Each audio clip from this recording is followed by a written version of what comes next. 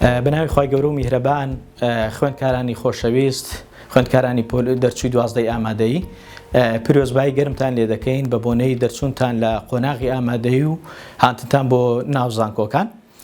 دەمانەوێت لێرەدا بە کورتی بەشی مێژوو لە زانکۆی ڕاپەڕین بناسێنین. بەشی مێژوو یەکێکە لە بەشە هەرە کۆنەکانی کۆلیژی زانستە مرۆڤایەتیەکانی ڕانیا کە کاتی خۆی سەر بە زانکۆی کۆیە بۆ بەڵام لە ساڵی 2010 زانکۆی ڕاپەڕین دامەزرا بەم شێوەیە بەشی مێژوو بەردەوام بوو لە ناو کۆلیژی زانستە مرۆڤایەتیەکانی ڕانیا کە ئێستا زانکۆی ڕاپەڕینە. ئەم بەشە یەکێکە لە بەشە دێرینەکان وەکو گوتمان بە هەزاران خوێندکاری پێگەیاندووە کە بڕوانامەی بەکالۆرسیان وەرگرتووە هەم لە بەیانیان و لە ئێوارانجی بە هەمان شێوە. جگەلەوە خوێندکاری ماستەریشی لە ساڵان ڕابردوودا هەبووە دەیان خوێندکار بڕوانامەی ماستەری بەدەستێناوە لێرە و لە ئێستاشدا 19 خوێندکاری دکتۆرا لە پسپۆڕی مێژووی کۆن مێژووی ناوەڕاست مێژووی ناو هاوچەرخی هەیە. ئەمە جگەلەوەی 35 خوێندکاری ماستەری هەیە لە پسپۆڕەکانی مێژووی کۆن مێژووی ناوەڕاست مێژووی نوێ هاوچەرخ. بەندە یەکێک بوو لە خوێندکارەکانی ئێرە خوێندکاری بەکالۆرزم و کاتی خۆی ساڵی 2010 بڕوانامەی بەکالۆرسم بەدەستێناوە.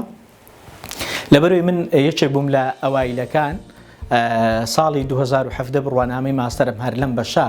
بەدەستێناوە بڕوانامەی دکتۆرام بەدەستێناوە. لەبەرەوەی من یەکێک بووم لە خوێندکارەکانی ئەم بەشە و هەوڵی خۆم داوە توانیمە لە قۆناغەکان سەرکەوتن بەدەست بێنم. ئێستا من سەرۆکی ئەم بەشەم واتا من پێشتر یەکێک بووم لە خوێندکارەکان ئێستا من سەرۆکی ئەم بەشەم. تۆی خوێندکاری ئازیز کە دەرچووی 12 ئامادەیی لە بەشی وێژەی لە ئێستادا دەرفەت زۆر لەبارە بۆ ئەوایل بوون لەم بەشانە بۆ لەبەر ئەوەی ژمارەی خوێندکارەکانی بەشی وێژەی کەم بۆتەوە بۆیە دەرفەتێکی زۆر لەبار هەیە بۆ تۆی خۆشەویست کە دەتوانی لە قۆناغەکان لە ڕێزبەندی ئەوایلەکان بی و لە داهاتوودا ماستەر و دکتۆرا بخوێنی و ڕۆژێکدا دێتۆش وەکو ئێمە پێوی بە سەرۆکی ئەم بەشە. بەشی جوگرافیا یەکێکە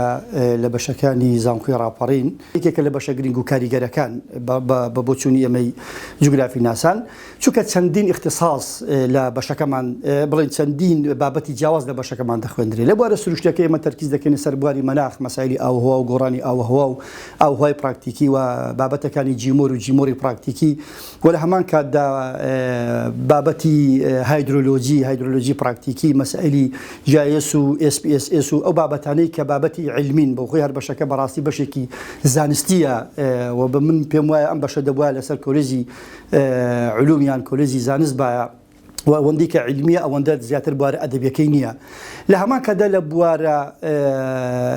سروشتەکەی هەر تەرکیز دەکەین سەر مەسایلی بەنداوەکان کە ڕەبتی هەیە لەگەڵ مەسایلی هایدرۆلۆجی و لە بواری مرۆییدا تەرکیز دەکەین سەر مەسایلی دیمۆگرافیا و دانیشتوان و بابەتەکانی شار و پلاندانانی شار و لادێ و بابەتی گەشت و گوزار کێکێک لە بابەتە گرنگەکان مەسایلی ژینگە و کێشە ژینگەیەکان یەکێکی تر لە بابەتەکان هەروەها بابەتی مەسایلی گواستنەوە و بازرگانی بابەتی پیشەسازی ئەمانە لە بابەتە ڕئیسیەکانی باری جغرافیان. ئێستا بە بۆچوونی ئێمە جغرافیەکان و لە سەوەک لە ساڵانی ڕابردوو تەجروبەمانی ئێمە خوێندکار کە تەخەڕوج دەکات لە بەشەکەی ئێمە دوو بوار دەتوانێت لە دوو ئاراستەوە با بڵێن وا باشترە لە دوو ئاراستەوە سود لە بەشە دەبینی. یەک لەوەی کە دەچێتە بواری حکومیەوە لە بواری پەروەردەدا دەبێ بە مامۆستا و لە کەرتی پەروەردەدا ئیش دەکا و کار دەکە وەکو مامۆستا کە ئەمە دەرگا بۆ ئەو کراوەتەوە و وەکو زۆرێک لەوانەیە کە ئێستا لە مێژوو لە بەشەکانی تر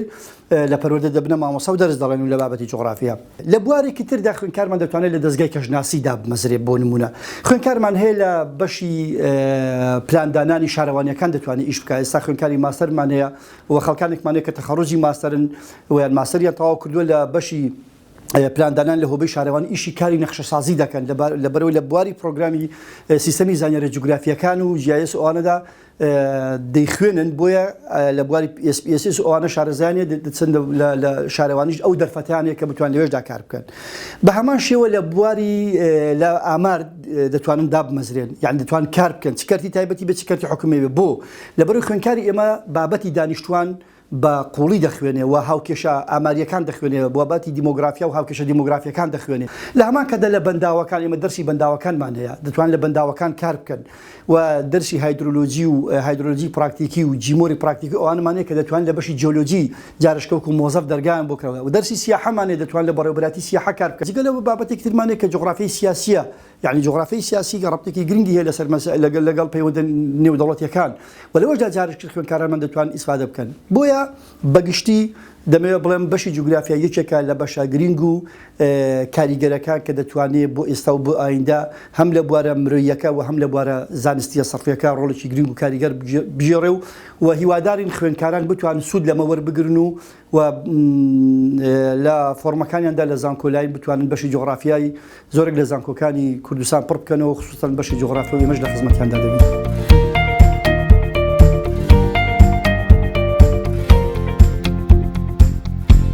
دیارە بەنسبەت هەردوو بەشی مێژوو جوگرافی لە کۆلێژی زانستی مرۆڤاتیەکان و زانکۆمان زانکۆ ڕاپەڕین لە ڕابردووە تا ئێستا دوو بەشە خوێندکارێکی زۆری تاخەڕوس پێ کردووە و شوێن و جێگە و پێگەی خۆیان لەناو کۆمەلگا و دام و دەستگاکانی پەروەردەی و حکومەتدا کردوێتەوانێ و خوێندکارێکی یەکجار زۆرمان توانیویانە لە ڕێگەی ئەو توانە و لێهاتووی کە هەیان بۆ لە بەشەکە کە فێری بوون هەم لە ڕووی سیاسیەوە هەم لە ڕووی کۆمەڵاتیەوە هەم لە ڕووی ئابووریشەوە شوێنی خۆیان بکەنەوانێ چ لە کۆمپانیاکان چ لە شەریکات چ لە دام و دەستگا حیزبیەکان چ لە دام و دەستگا پەروەردەیەکان جگە لەو دەرچووی بەشەکانی جوگرافی مێژوو لە قوتابخان ئەهلیەکان و پەیمانگە ئەهلیەکان توانیوێنە تاڕادەیەکی باش بابەتی زانستی کۆمەڵایەتی ئەو بۆ شاپڕکەنەوە و ئێستاش ساڵانە خوێندکارێکی زۆر دێن پشتگیری لێرە دەبن پشتگیری دەرچوون دەبن بۆ ئەو شوێنانەی کە کارێن تیا دۆزیوەتەوە جامەرزنی هەر کەرتی حکومەت بێ بەڵکو لە کەرتی تایبەتیش لە ڕێگای فێربوونی کۆمپیوتەر و فێربوونی زمانی بیانیەوە کە لە بەشەکە گرنگی زۆری پێدەدرێ توانیوانە ئیش بۆ خۆیان بدۆزنەوە بۆیە هەردوو بەشەکەمان مێژوو جوگرافیا لە ئێستاداوە لە داهاتووشدا بە دڵنیایی دوو بەشی کاریگەر و گرنگ دەبن لە زانکۆمان لە کۆمەلگادا.